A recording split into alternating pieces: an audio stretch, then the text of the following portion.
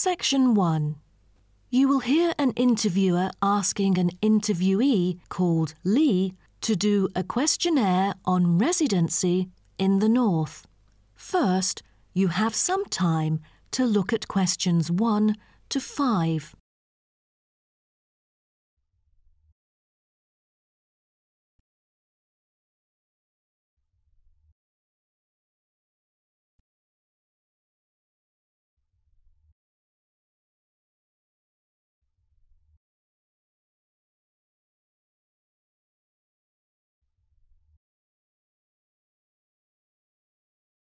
You will see that there is an example which has been done for you.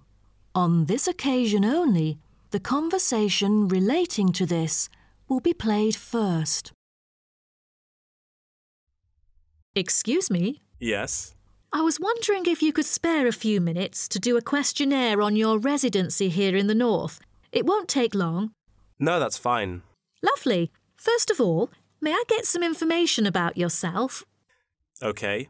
May I know your name and age? My name's Lee, and I'm 19 years old now. Lee says that he is 19 years old now, so 19 has been written in the space. Now we shall begin. You should answer the questions as you listen, because you will not hear the recording a second time. Listen carefully and answer questions 1 to 5. Excuse me? Yes. I was wondering if you could spare a few minutes to do a questionnaire on your residency here in the North. It won't take long. No, that's fine. Lovely. First of all, may I get some information about yourself? Okay. May I know your name and age? My name's Lee, and I'm 19 years old now. Great. And could I ask what your job is? Are you a student? Actually, I'm going to continue my study in business management next month. But at the moment, I'm a salesman by profession. Oh, right. And how long have you been living here in the North?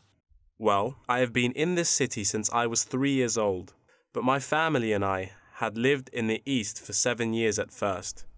Now I am 19, so I have spent about 9 years living here till now. Great. Which part of the northern area do you live in? I live in Spring Park. Have you heard of it? Yes, of course. So what about your accommodation? Do you live in a house or a flat or something similar?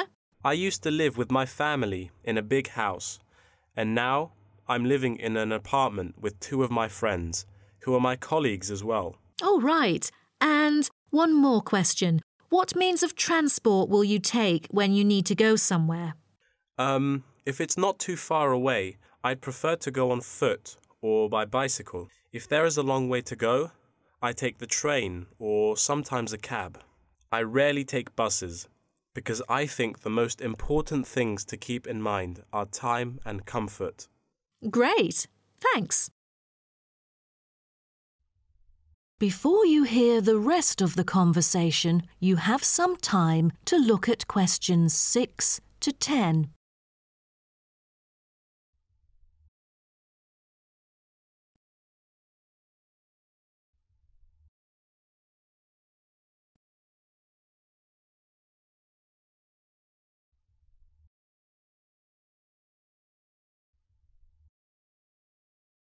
Now listen and answer questions 6 to 10. Now, let's go to the second part of my questionnaire. I'd like you to tell me, how often do you dine out? Is it once a week or several times a year? I'm afraid neither of those options agree with me. I don't often go out for dinner, maybe once a month. Every week just seems too often for me. OK, then where do you usually go for recreation? I often go to places that other people go to. I sometimes go clubbing after work. You know, there are some fantastic clubs nearby.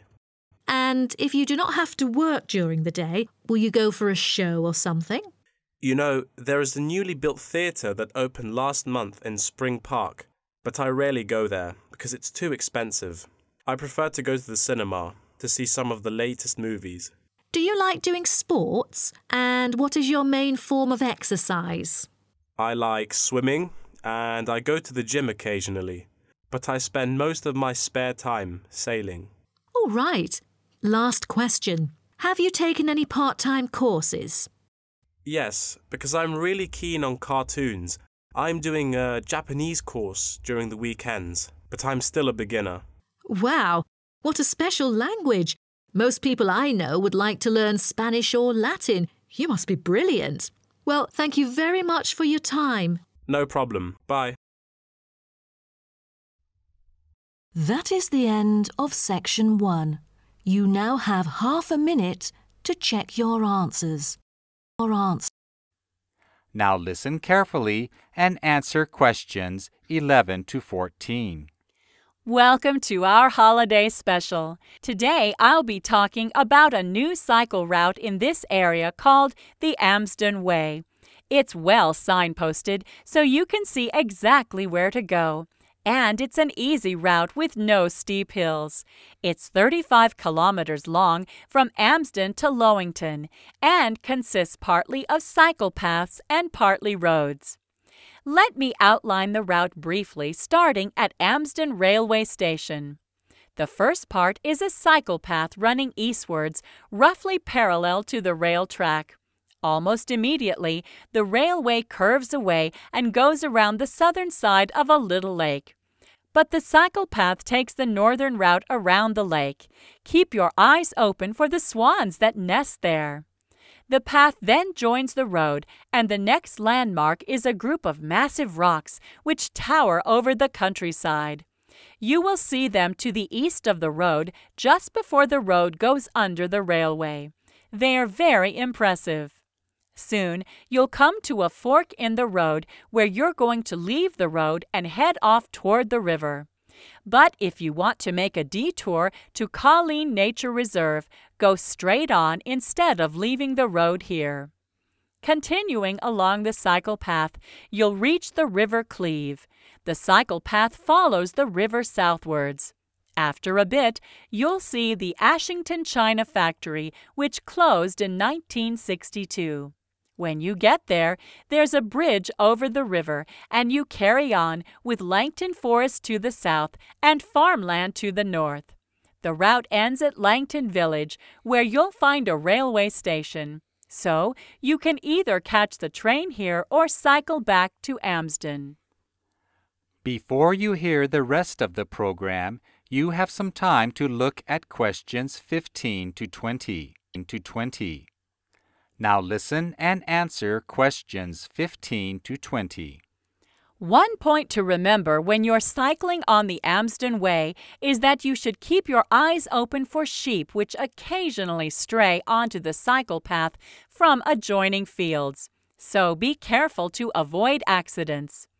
The path is well constructed, so it's not affected by wet or muddy conditions. There might be the odd car or tractor when you're cycling on roads, but most traffic has been diverted to the main road that bypasses the whole area. Now, a bit more about some of the places you'll see. The starting point, Amsden Station, was quite busy in the early 20th century with services to several major cities. But it was closed in the 1950s. And actually, a small company was set up to turn it into a sort of railway museum, maintaining it in the style of the 1950s. And the station was ready for trains to start using it again earlier this year. It's only used by a few local trains, though. There's a visitor center at the station which has a small exhibition about the history of railway transport all over the world, and a facility for hiring bikes if you don't have one of your own. There's also a small shop just across the road from the station that sells refreshments. As I said, you can cycle to Langton and return to Amsden by train, or the other way around, because you can take your cycle on the train. There's no need to book. There's plenty of room and no extra charge. However, the service is very limited, and the trains between these two places don't run on weekdays. If you want to see the River Elm, there's a footpath from Amsden Station, and you can safely leave your bike in the car park there. Leave yourself plenty of time, though. Going down's easy, but the climb up is very steep. So the walk back up to the top can take quite a while.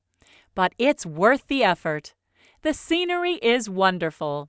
And the footpath runs right next to the river, down to a waterfall. Finally, if you'd like to do some more cycling in the area, there are lots of other cycle paths. We'll be talking on the radio about them, and you'll be able to get full details in the Saturday edition of the local paper. The National Cycle Network also has some details on their website, although I have to say they don't have many local ones yet. But that may change. So we'll be telling you more about... That is the end of Section 2. You now have half a minute to check your answers. Now turn to Section 3.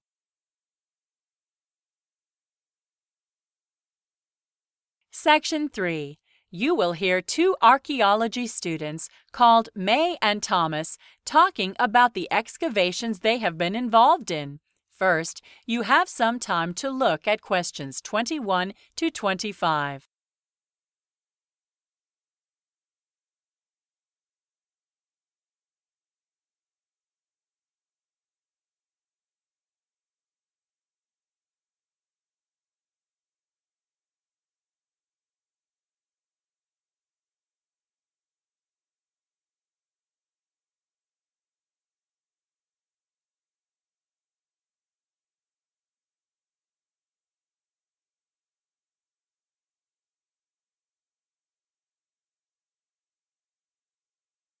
Now listen carefully and answer questions 21 to 25.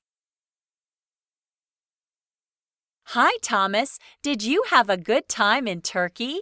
Hi, May. I had a great time. But I have to say, although I've always been keen on being an archaeologist, before I went on an excavation, I used to find some of the things we did in class totally mystifying. Me too. Before I did my trip to Egypt, I was often irritated at not being able to picture exactly what the lecturers meant. They were always so excited about everything. Yeah, we did a lot of practical stuff on the excavation, which I really needed. Was it harder than you expected? Yes, mostly. I learned a lot more about the rules of archaeology. I was really taken aback by how precise you have to be with your data collection and recording. I took loads of photographs and they proved very useful, and the drawing went well too. Yes, I think I'm quite good with the camera. I minded about the recording, though. I had no idea it would take so much time.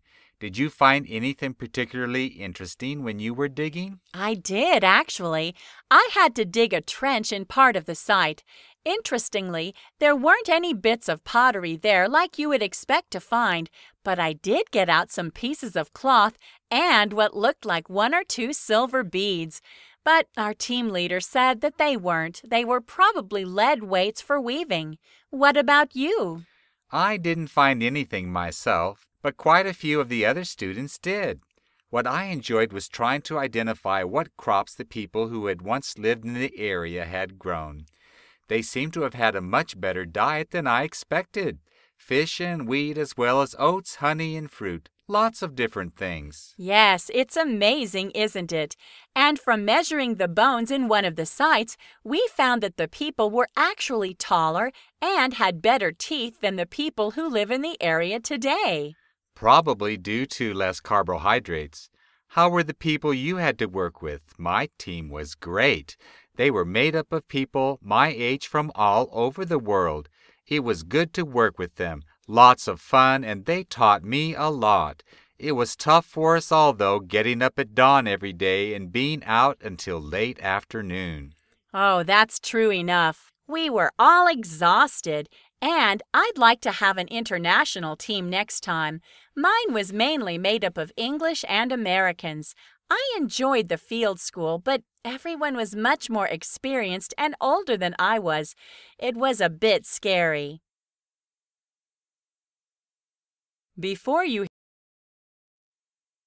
Now listen and answer questions 26 to 30. You know there's going to be a question about the excavation projects in our test next week. Should we just run through it for practice? Good idea. Our team leader was very strict about following the right procedure. He used to say, never excavate anything if you're not sure it's worth excavating. Now, I think that when you've decided where to excavate, you go to the site hut and get whatever tools you need. Then clean the area so you know exactly how big it's going to be. Right. Okay, and you need to make sure you can remember what the site looks like before you begin digging. I think photos are probably best for that, rather than drawings at this stage. I agree. You then attach them to a record sheet, which you get from the team leader, remembering to put in the site code, unit number, and time. So much red tape. You seem to spend half the time marking rather than digging. That's true. I think you then have to draw up a detailed plan of where you're digging and then measure the limits. And this is all before you actually start digging. Okay, so far so good. Now you can start with the trowel, but first you have to get soil samples, and you keep them for further analysis. Anything that you don't think is useful, you leave in place on the site. Yes, and if you make any finds, that is, any object you retrieve, including animal bone, stone, as well as artifacts, they should all be registered and labeled. And then you put them in a plastic bag and return them to the site hut. That's right. And remember to leave the tools and site hut as you would expect to find them. Ha! Looks like we've learned something after all. That is the end of Section 3. You now have half a minute to check your answers. Now turn to Section 4.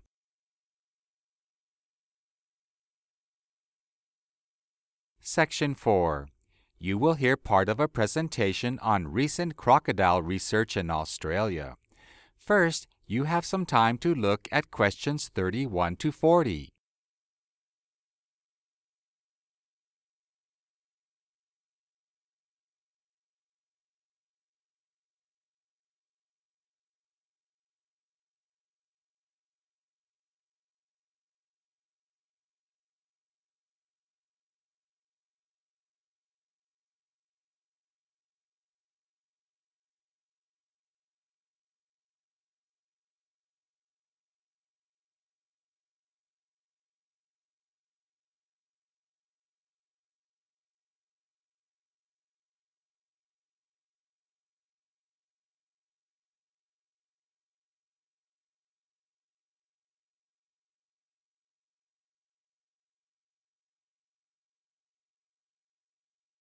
Now listen carefully and answer questions 31 to 40. Hello, everybody. I've just arrived back from my field trip, and Professor Martin has asked me to tell you about it today in our research forum. As many of you know already, my dissertation relates to crocodile behavior. My specialty is the saltwater crocodile, which is much larger than the freshwater crocodile.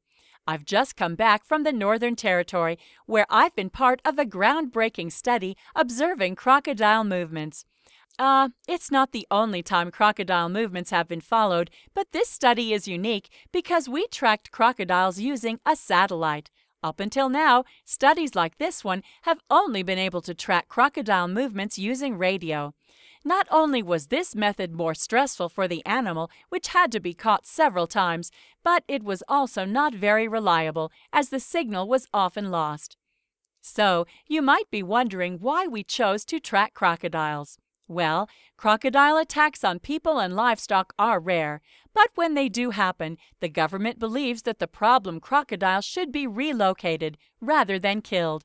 But can we be sure that the crocodile won't simply return to the place where it came from? So, we designed a study to try to answer these questions. We wanted to establish, firstly, how far crocodiles can travel over a period of time. The second thing that we wanted to know was how easy is it for crocodiles to navigate? Could they find their own way home again if they were moved to another location? Of course, the biggest challenge when observing crocodiles is that they are very secretive animals. They stay well away from people if they can, which makes them really difficult to follow.